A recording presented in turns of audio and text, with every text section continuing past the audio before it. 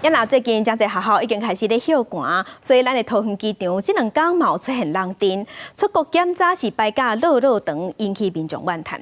航警局即马表示，对今日开始8条安检路线、安检线拢会启用。桃园机场第1航站出境的旅客排队是排甲落长，拢伫等待安检。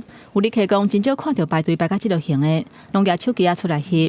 嘛有旅客认为安尼对老人甲囡仔无够友善。 有在动，对，可是一直走对老人家很不便，走走停停，走走停停，蛮多人的，可能要是投票的关系吧，对，就觉得蛮多人的，是，对，之前没有那么多。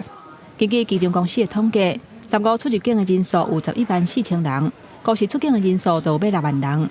16个医报出入境的人数嘛有到11万3千人，出境的人数是5万7千人。早起6点到下晡3点是离境的高峰。 平均1点钟差不多有2000人次。分析原因是因为学校小连续休寒，嘛是选举了后，所以离境的人有较侪，会持续派人力去现场到引导。有旅游业者表示，毋但是台湾，外国嘛同款。伫旅游大月人真侪，一定拢要提早去机场应用。尤其是北美的安检非常严格，所以我们往往呢在旅游旺季的时候，我们甚至提早到3小时去机场呢去做报到的手续。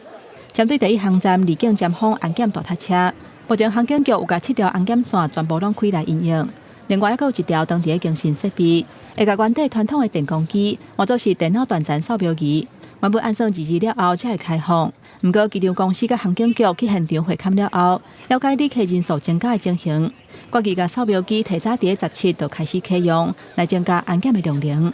记者综合报道。